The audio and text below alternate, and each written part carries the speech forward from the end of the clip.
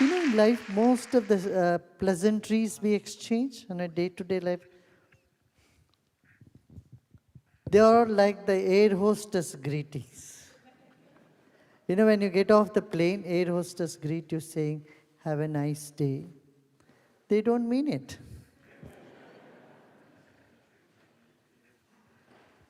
When someone brings a cup of water to you and you say, "Thank you so much," that so much has really no meaning. But if you are caught up in Sahara desert and someone brings you a glass of water, then when you say thank you so much, that so much has depth. Isn't it?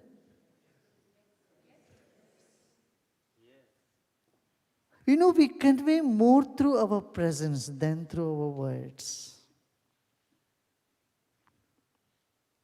Our presence pumps in energy into our words actually. But most of the time, we forget the presence. We are caught up just in words. This is just like the air hostess saying, "Have a nice day."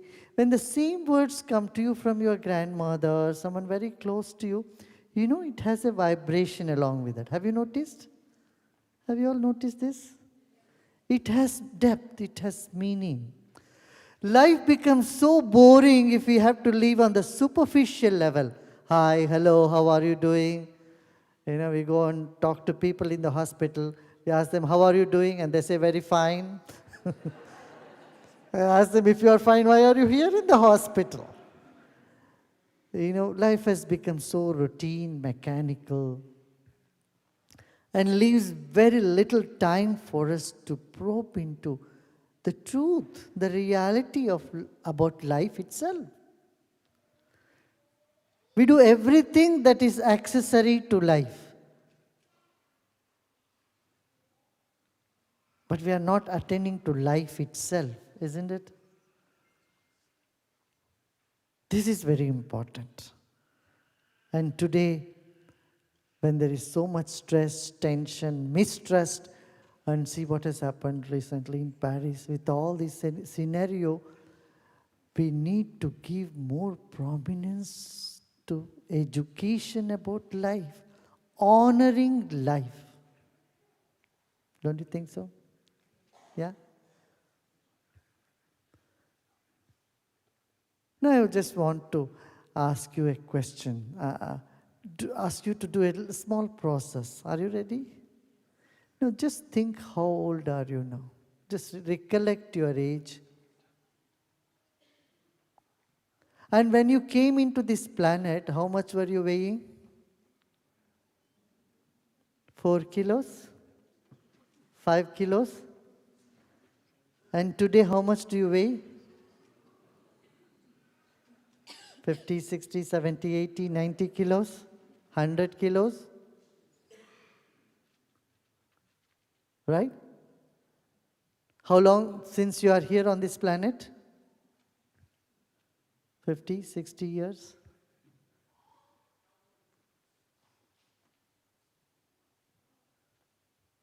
Are you going to be here forever?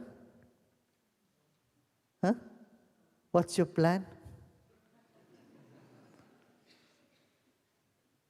Have you ever thought about the time management? Another 20 years, 30 years you are going to be here.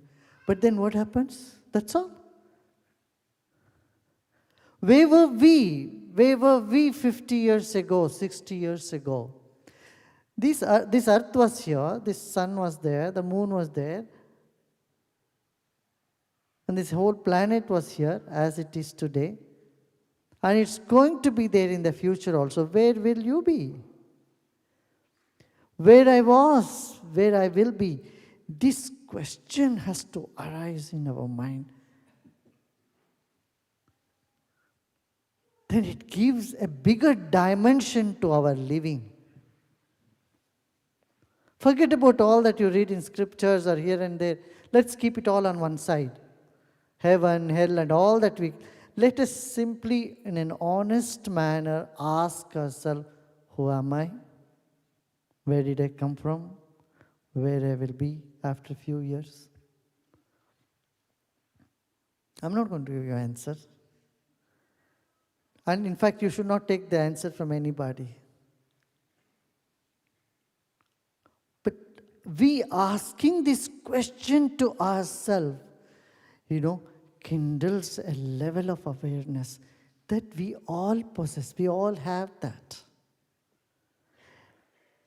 It makes us realize the depth of consciousness that's present in each and every one of us.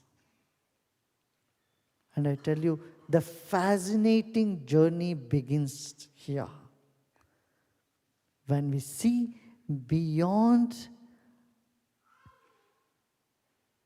that we think we are, we know.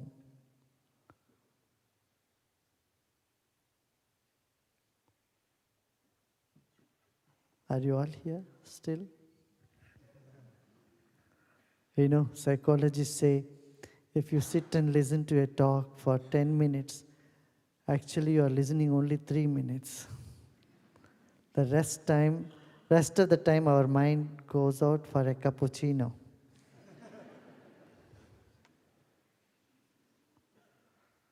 You take a walk. As I'm speaking, in your mind you're saying yes, no, yes, no. Are you aware what is happening?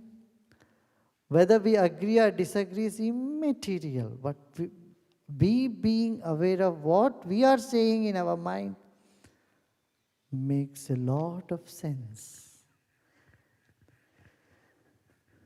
So the 3 levels of knowledge. One is the knowledge that we gain through our senses, through hearing, through seeing, through smelling, through taste, through touch and reading, through the senses, sensory perception.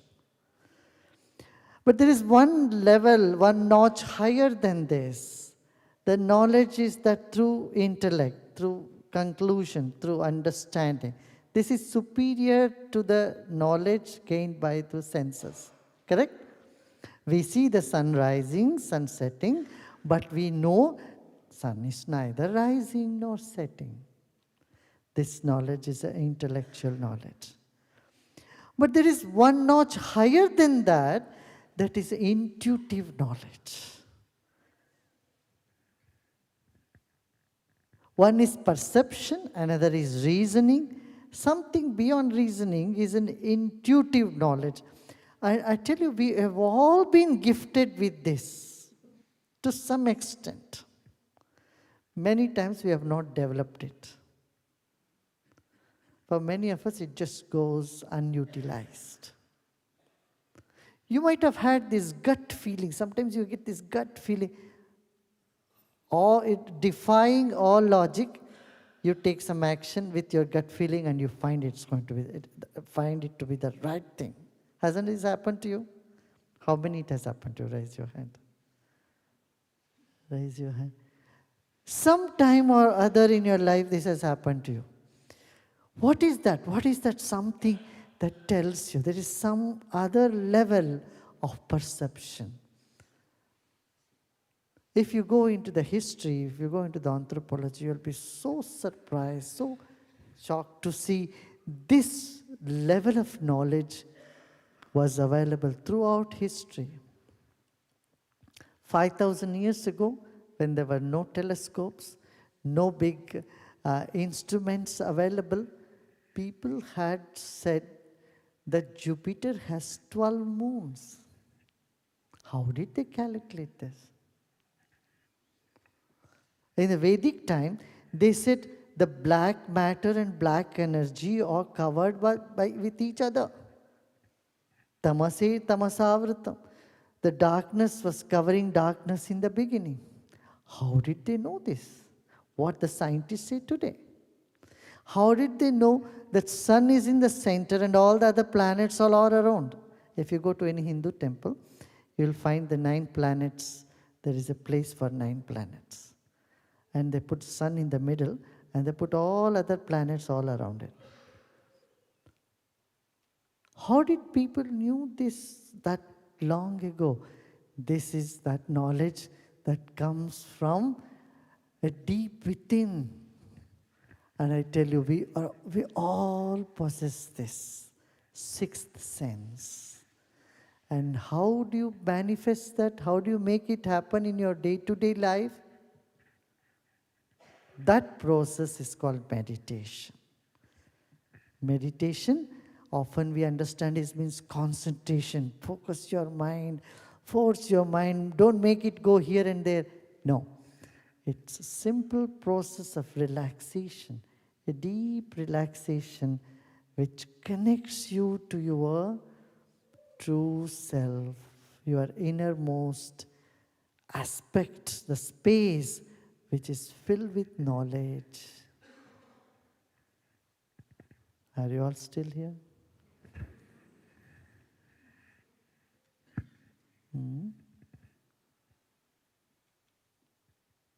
So every day we must ask a question, who am I? Am I my body, my thoughts, my emotions, all the concepts I think that I am? Or am I something more than this? We'll find that there is something in us which has not changed throughout. There is something in us which has been the reference point of all changes.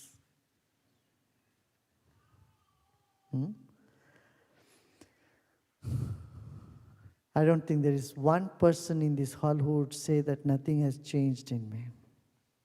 You would always say, your thoughts are changing. Aren't they changing? Yeah? Your emotions are changing. Your likes are changing. Dislikes are changing. Many things about life are changing. Our body is changing. If nothing changes, our body is changing.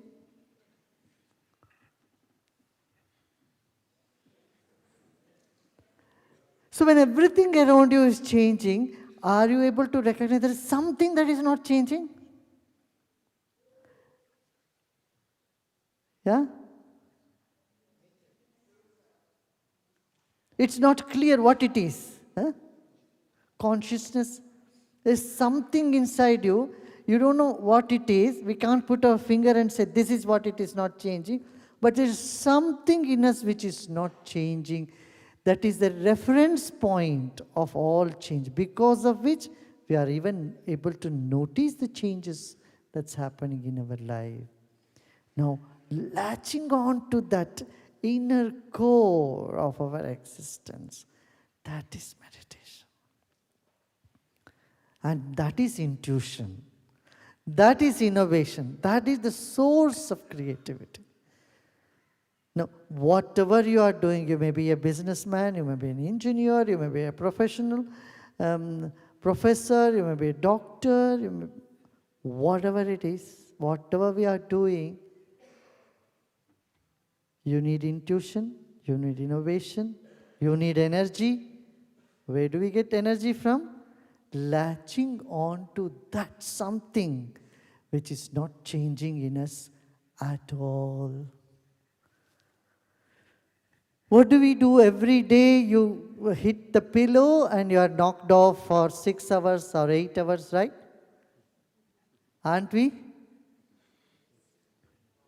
6 to 8 hours you're gone. Where have you been? What were you doing? Have we understood our sleep ever? Have you met your sleep? We have never met our sleep. We do sleep. And when we attend to that aspect, we know, we get into the core unconsciously in sleep. That's why when we come out, we feel energetic. The secret of sleep is it energizes you. And energy comes from the very core, very center. It gives you deep rest. Meditation is a conscious connection with the core. Sleep is an unconscious connection with the core. That's why the ancient seers of India, when they described samadhi or meditation, they said it like sleep. Not sleep, but like sleep. For sleep, you don't need to make an effort. Does meditation replace sleep? Later stages, when you are really proficient in meditation, then you don't require much sleep. But I wouldn't recommend that for you. You should sleep, and sleep has its own quality of rest that the body requires. In sleep, the metabolism goes up, and that is necessary for the body. In meditation, you do get rest, but the metabolism goes down. So it's a little different qualities there. But definitely, they complement each other. If you have had good sleep, your meditation is deeper and nicer. And if you have good meditation, you get good sleep also, and short maybe sometimes. If you meditate every day, twice a day, morning, evening, in the beginning you can, and I have made several CDs, you can put the CDs, take the help of CDs to meditate. Later on, you don't require any guidance, any CDs. You just sit and just relax, let go, and you will sink to a deeper level or rise to a higher level, whatever you want to say. Yeah? And that will keep a beautiful smile on you, which is undying.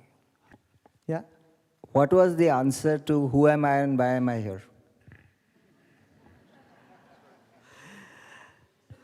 The answer to the question, who am I, anyone who knows will not tell you.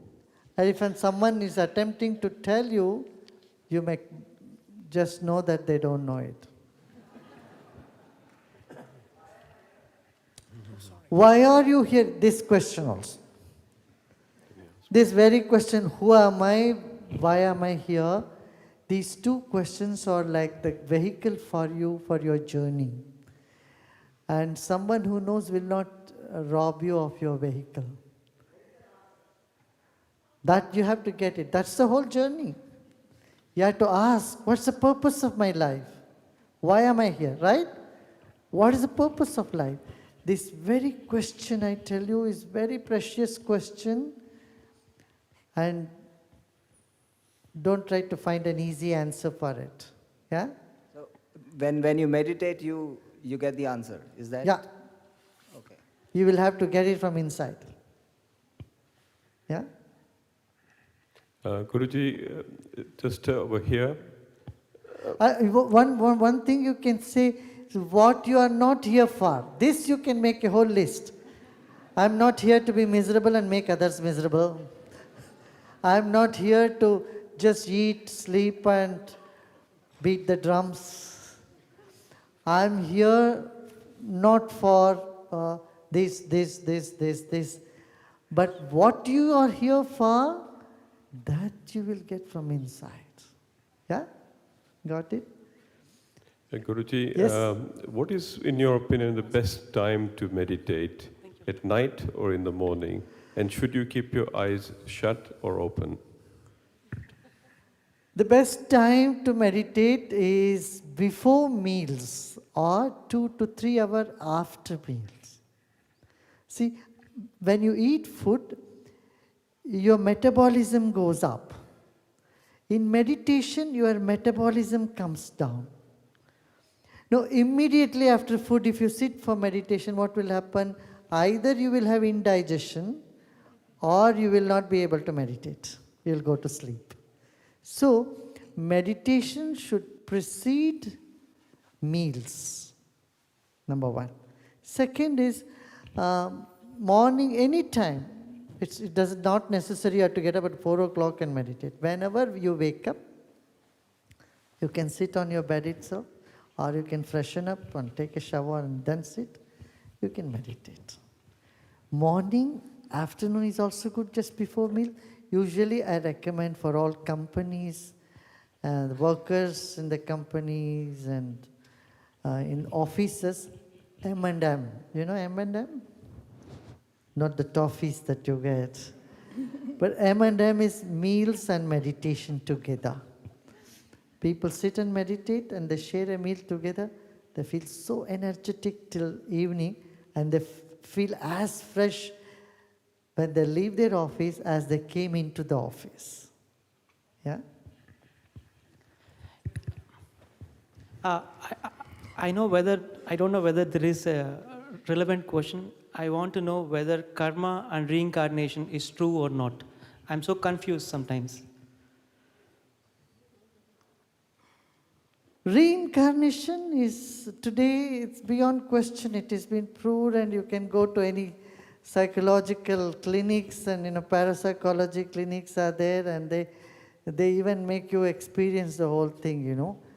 Past life regression is used as a therapy in many clinics as well.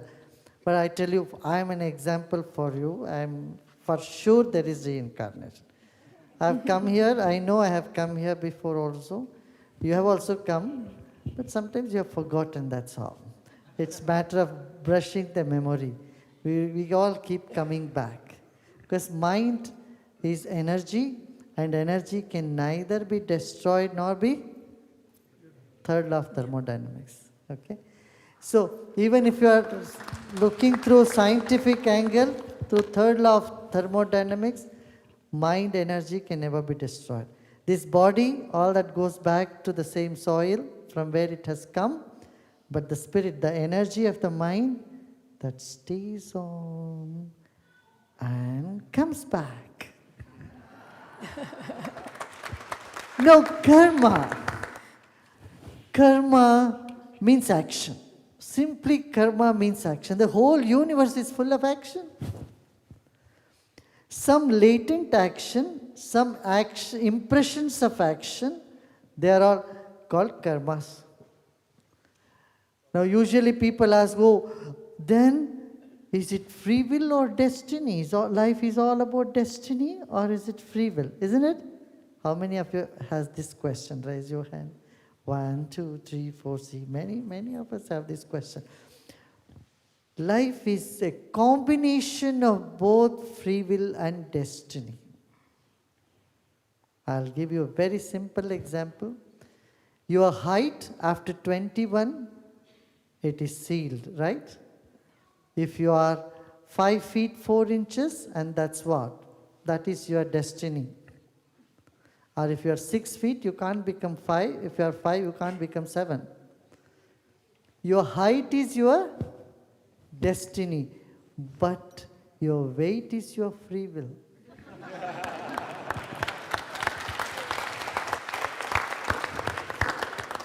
If you are weighing 200 pounds, 100 kgs, you can't say this is my destiny.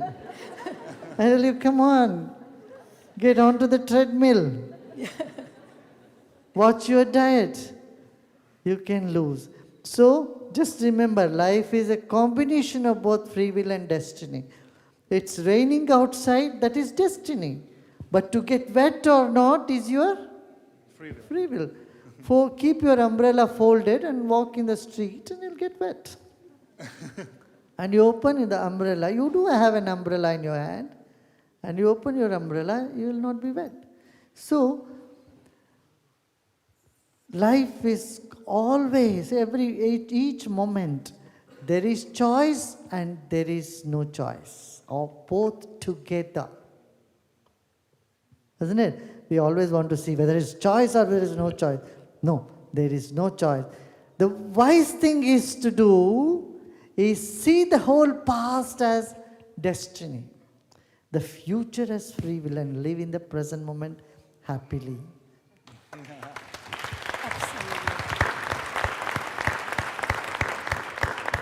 And if you want to be miserable in the present, then it's your choice. You can see the whole past as free will and regret about it. And see the whole future as destiny and just be sitting in the present. Anyway, future is all destiny. And we regret about the past and you are miserable in the present. This is what the foolish people do. Yeah. Guruji, the question was on this. Guruji here. Yeah, yeah. Many times I know exactly what will be happening in the day, Uh-huh. right? Now, it always happens that I understand what will happen and it does happen. Is that I create the future or I know the future? Or is it predestined?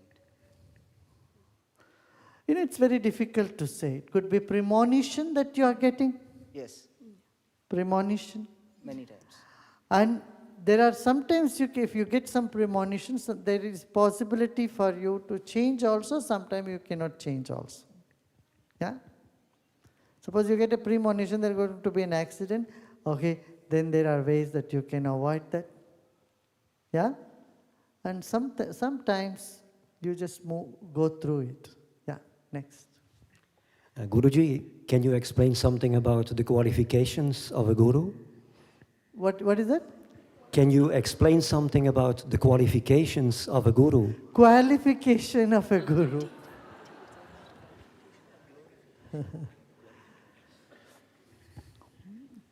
One who walks the talk.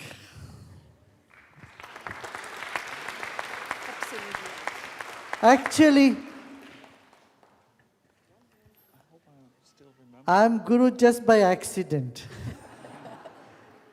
You know how? A guru does not assume I am a guru. For guru, there is no student. For student, there is a teacher, yes. So, when you know something and when you want to share it with others, wanting nothing in return, then that is a teacher. And I tell you, each and every one at some point in your life play a role of a guru. Haven't you? If you have not, you must start playing. What is the role?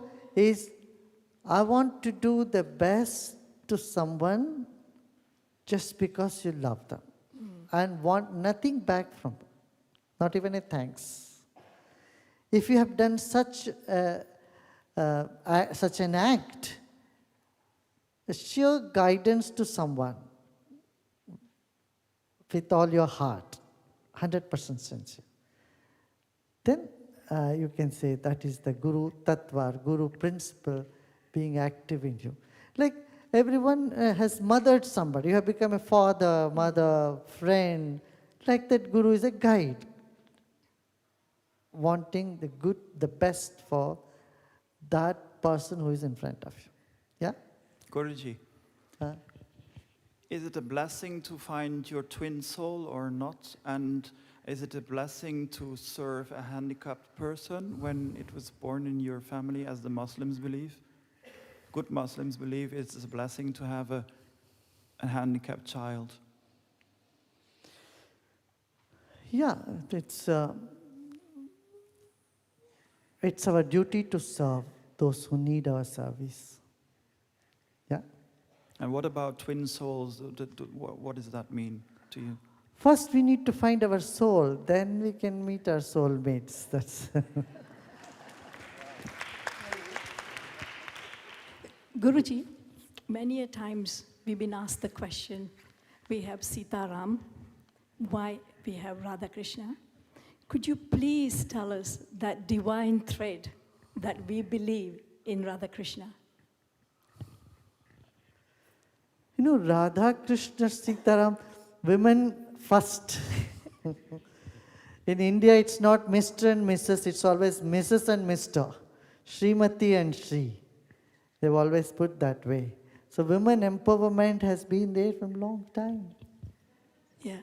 Guruji, just slightly to elaborate, people ask me the question that Sia Ram were actually married, and Sri Krishna had Rukshmani ji and Satyabhama ji. Why do we still have Radha ji as his consort in our temples? That divine thread that we want to have nectar actually, of it. if you see Srimad Bhagavatam, if you have read, there is no mention of Radha anywhere. Yeah. Radha means, let's see, Radha means, Radha, if you read from the other side, it is Dhara. Dhara means a flow. flow away from the source to the ocean. The river is called Dhara. When you reverse that, go to the source, it is called Radha. So Radha was really not a person who was there. It is just the power of Sri Krishna that is getting back to our source. That's what it means.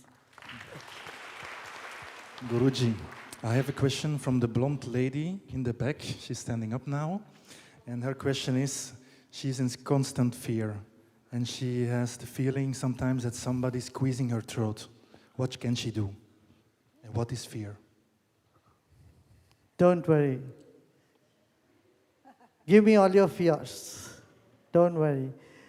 You know, just do some breathing exercises. It will help you. It will help ease out those sensations. And know you are always protected by a power, higher power. Yeah? Good. Yeah, hello. Yes? Can you tell me about... hello, I'm Yeah. here. I would like to ask you about astral body. Have you experienced about astral body? Of course. Okay. Of course. Yeah. Our subtle, we have three subtle bodies there with all of us. Yeah. Otherwise, you can't even ask this question. You know, so astral body is our consciousness, our mind, which is emitting, which is in every cell of our body. Yeah. Yes, Guruji, I want to know what is honesty means present life. Honesty means you don't want to do something to others which you don't want others to do to you.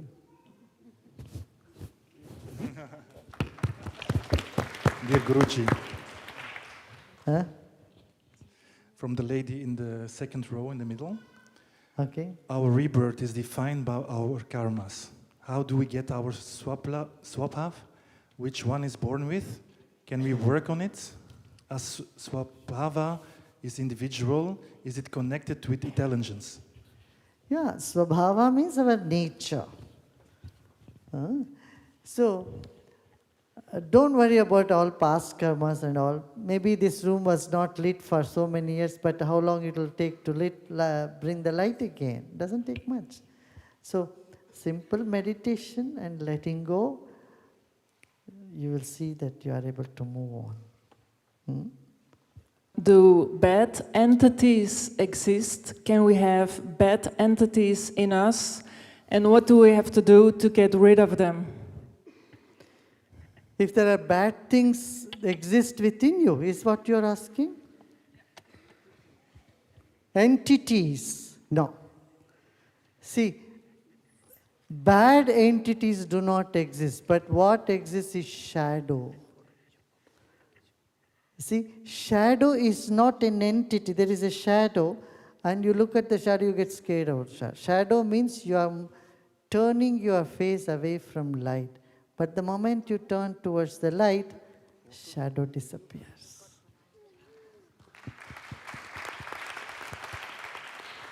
So there are no bad entities. Negative energy you do feel sometimes.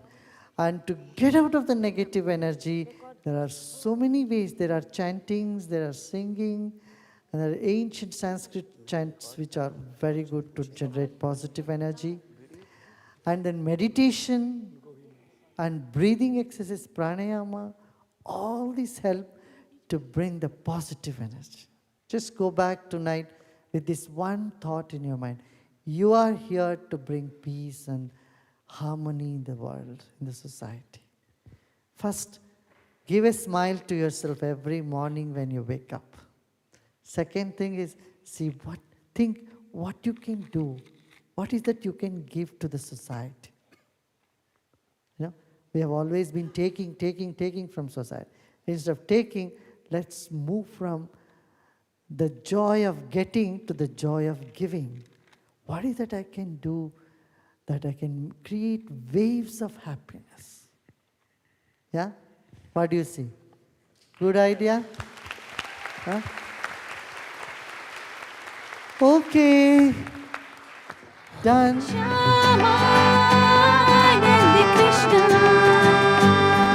Hare Shama